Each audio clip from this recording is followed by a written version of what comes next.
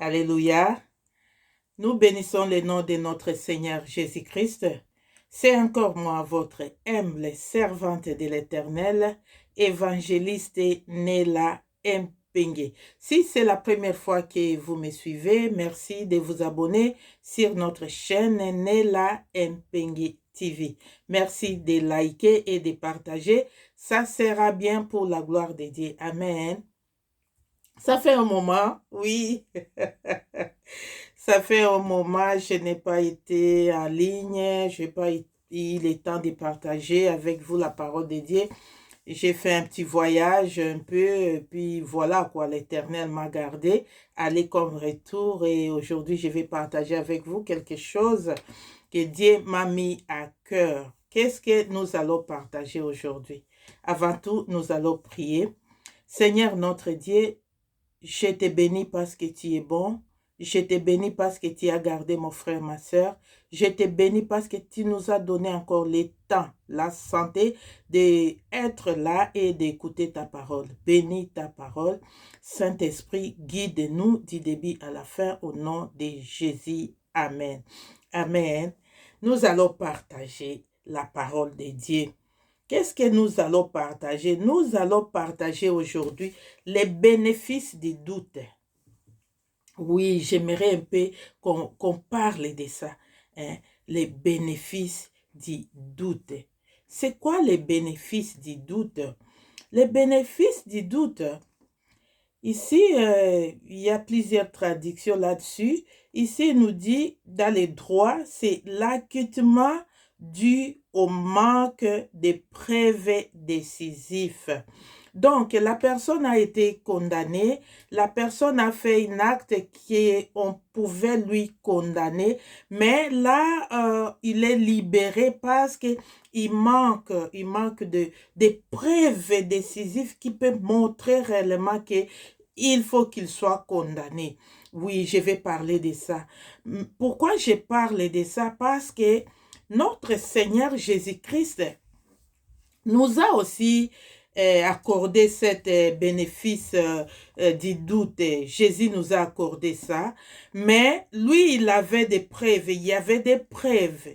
Malgré il y avait des preuves qui nous accusaient, mais notre Dieu nous a laissé encore. Il dit, je vais voir.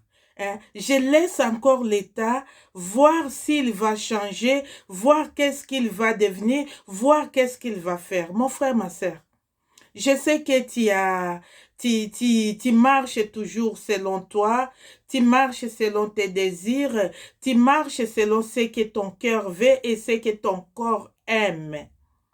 Mais ce n'est pas la volonté de Dieu. Mais tu le sais bien que ce que je fais, ce n'est pas bon. Je suis hors la parole de Dieu. Mais notre Seigneur voulait t'interpeller encore pour te dire qu'il t'accorde les bénéfices du doute, pour voir si tu dois changer, pour voir si tu dois abandonner tes mauvaises voies. Voilà pourquoi il faut toujours accorder les bénéfices du doute. C'est très important. Ça prouve réellement que tu aimes la personne. Si tu aimes la personne, tu vas lui accorder le bénéfice du doute. Tous ces bénéfices du doute, tu vas lui accorder parce que tu l'aimes. Tu dis, bon, je sais, c'est vrai, ce qu'elle a fait, mais je vais encore voir. Oui, quand on aime quelqu'un, on lui accorde toujours les bénéfices du doute pour dire que peut-être il va changer, peut-être c'est une erreur, peut-être elle n'a pas bien compris, peut-être on prend la place de la personne et encore de seulement cet bénéfice du doute. Pourquoi? Parce qu'on aime la personne, parce qu'on veut qu'elle change, parce qu'on tient à la personne, parce qu'on veut continuer notre amitié, parce qu'on veut continuer notre mariage, parce qu'on veut continuer notre vie pastorale ensemble. On donne, on accorde à la personne les bénéfices du doute. Mon frère, ma soeur, toi qui es enfant de Dieu aujourd'hui, toi qui suis Jésus aujourd'hui, si tu ne sais pas accorder les bénéfices du doute aux gens qui sont autour de toi, tu vas rester seul. Tu finiras ta vie seul et malheureux. Même dans un foyer, un homme qui ne sait pas accorder les bénéfices du doute à sa femme, ou soit la femme qui ne sait pas accorder les bénéfices du doute à son homme, et cette dernière va rester seule. On ne peut pas faire tout à la fois. On ne peut pas tout connaître à la fois. Il y a un moment. On peut faire bien aujourd'hui et demain, on recule parce qu'on est humain. Oui, on n'est que des humains. Ça peut arriver. Mais toi qui as quelqu'un à tes côtés, quand tu tiens à la personne, quand tu aimes tes enfants, quand tu aimes votre amitié, tu tiens à cette amitié-là, il faut toujours accorder les bénéfices du doute. Celui qui ne sait pas accorder les bénéfices du doute, il reste seul. Il n'a personne autour de lui. Pourquoi? Parce qu'à chaque fois qu'il remarque quelque chose, il te met hors son chemin. Comme si lui, il était parfait. Comme si lui, il était saint. Nous, le Seigneur nous a graciés. Le Seigneur nous a accordé cet bénéfice du doute. Ce n'est pas pour que aujourd'hui, c'est nous qui jugeons les autres. C'est nous qui ne voulons pas pardonner. C'est nous qui passons devant.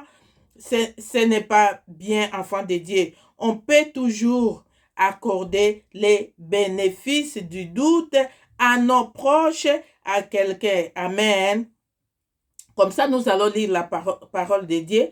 Nous allons lire dans Luc, chapitre 6, verset 9. Je vais prendre seulement les parties des bénéfices du doute. C'est ça là qui m'intéresse. On va lire les trois versets, mais je ne vais pas tout prendre. Je prends juste la partie, oui, parce que je sais que nous avons beaucoup de docteurs, de professeurs. À chaque fois, vous voulez parler de ça. Lui, il dit non, il fallait... Non, je ne parle pas de ce que toi, tu sais.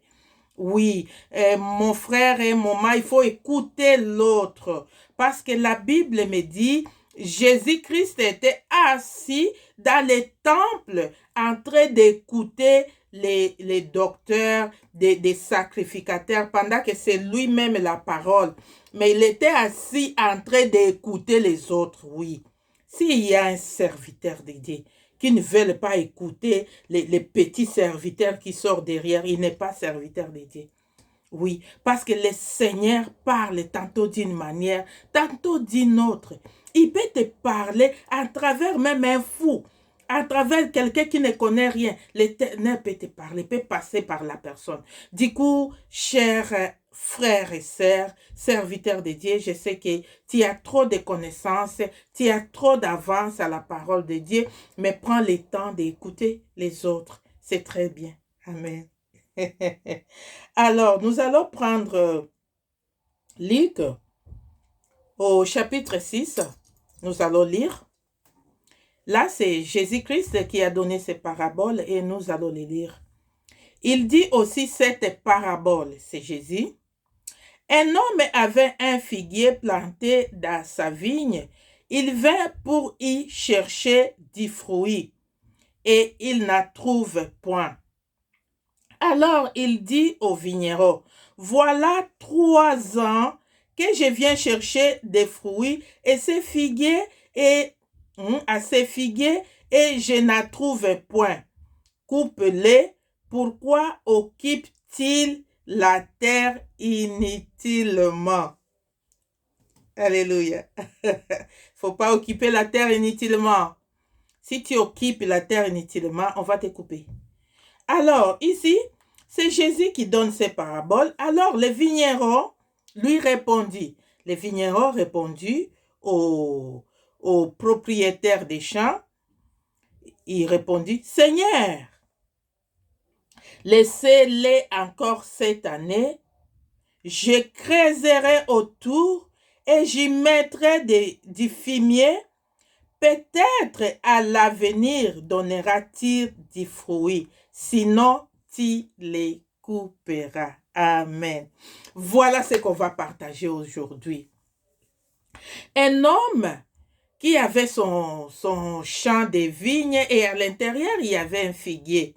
Et là, la Bible nous dit, il est venu 3 bonnes années. Une année, il vient chercher des figues, il ne trouve pas. Deuxième année, il vient, il ne trouve pas. Troisième année, il vient, il ne trouve pas. Et là, il dit au vigneron, le vigneron, c'est lui qui gardait la vigne. Il lui dit, on va couper cette figuier parce que ça fait 3 ans, 3 bonnes années qu'il ne donne pas de fruits. Il faut les couper. Et le vigneron qui vient plaider auprès de son Seigneur pour accorder les bénéfices du doute à ses figuiers. Droit, dans les droits, on dit on accorde les bénéfices du doute s'il n'y a pas de preuves qui montrent réellement que tu étais dans cet endroit, on t'accorde. Mais là, il y avait des preuves. Avec notre Seigneur, il y a des preuves. Il te gracie même tu as péché. Même il sait comment tu étais. Il est venu 3 ans, il ne trouva pas de fruits. Il n'a pas trouvé de figues. Et là, il dit, il faut qu'on le coupe. Regarde, le vigneron, c'est Jésus-Christ qui plaide auprès du Père pour nous. Il dit, Seigneur, laissez-lui encore cette année. Une année, donc ça va faire 4 bonnes années qu'on a accordé les bénéfices du doute à la personne pour voir si il va produire des fruits.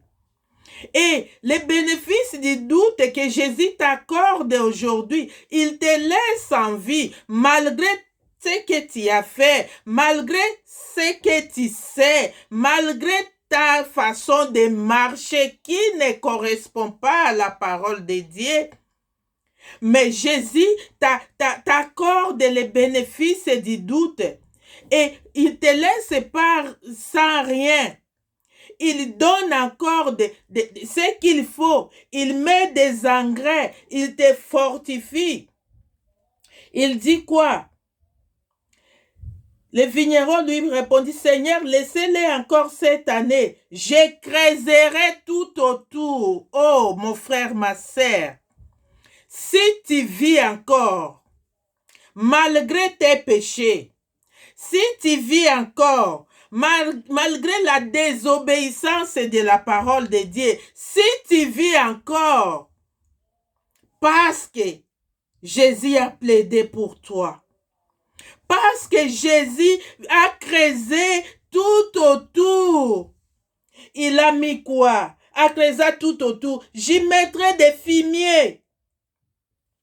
Il va mettre tous de la terreau riche. Pour que tu sois alimenté, il doit arroser. D'autres dieux, il t'arrose. Tu pars à l'église, tu attends la parole de Dieu, tu es arrosé. Tu ouvres ton téléphone, tu me vois en train de t'exhorter. Voilà les fumiers et l'engrais qu'on est en train de mettre autour de toi, tout simplement pour que tu donnes des fruits. Ne prends pas la patience de Dieu comme une faiblesse. Ne crois pas que l'Éternel ne te voit pas. Il t'a accordé encore une année que tu te repentes. Il te laisse encore une année que tu décides de laisser tes mauvaises voies. L'Éternel t'accorde encore sa grâce aujourd'hui pour que tu quittes le mari d'autrui, pour que tu quittes la femme d'autrui, pour que tu abandonnes tout ce que tu fais. Voilà pourquoi tu es là.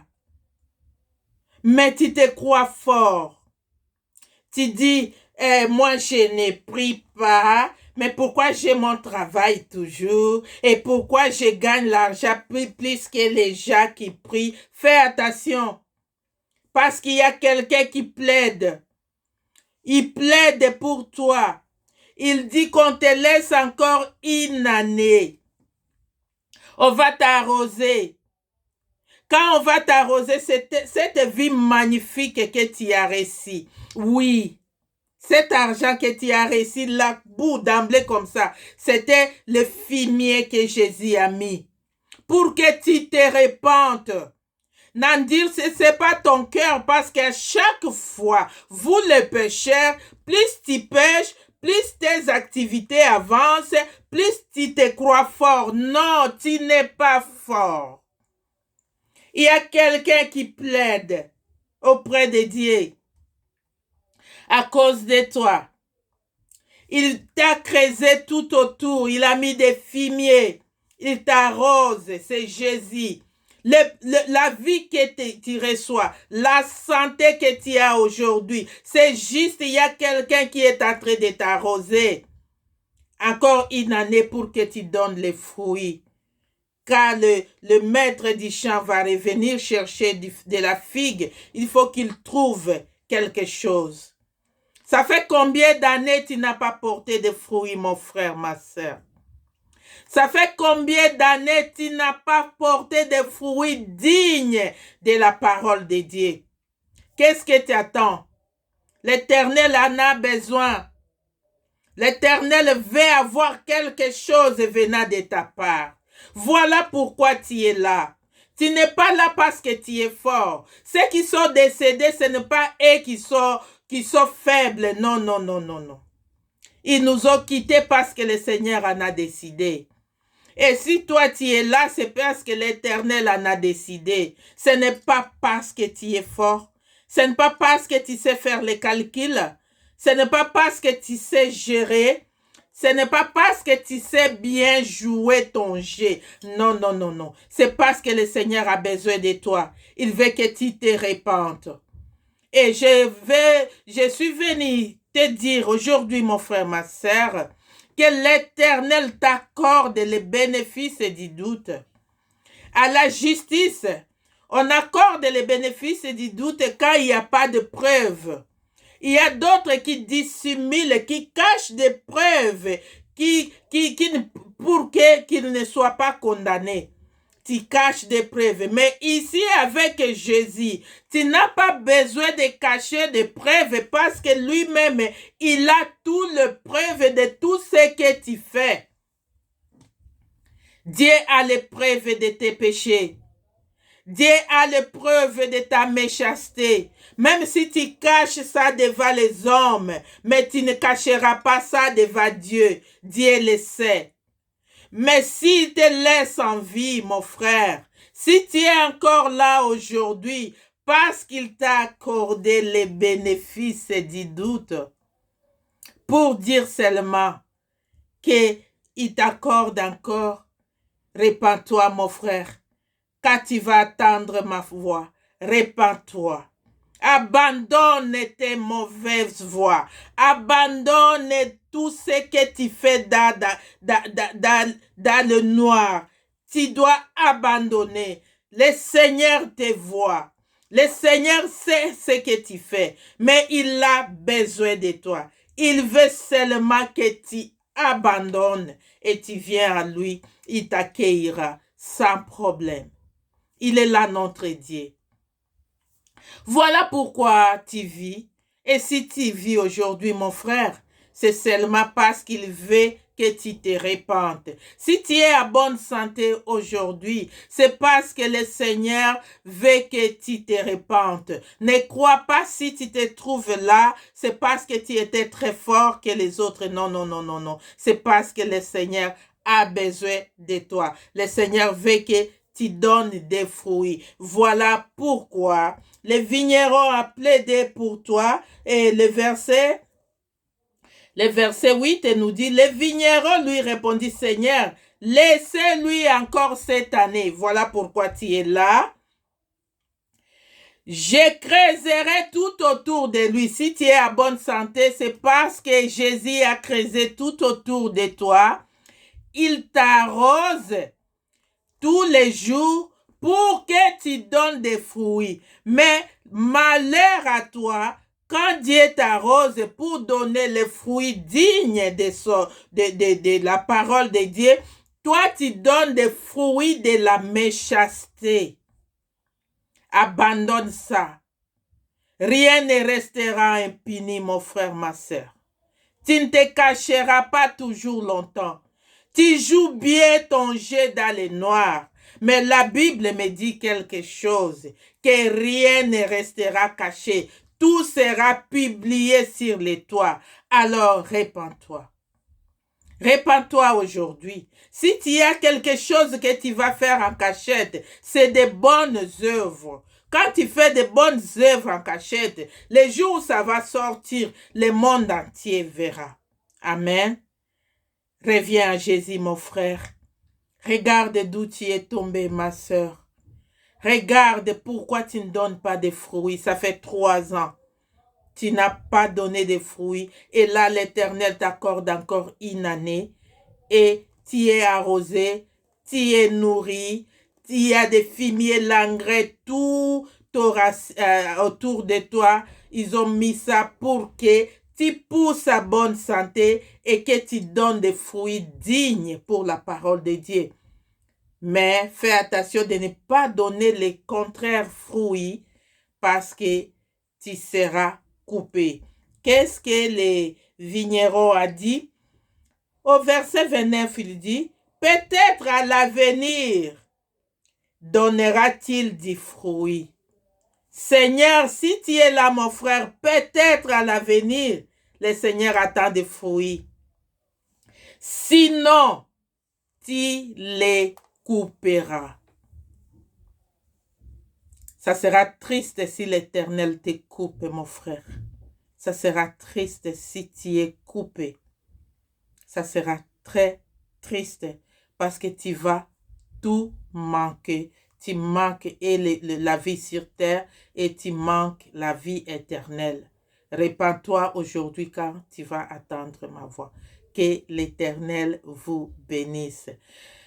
Seigneur Dieu de gloire, merci pour ta parole de ce soir.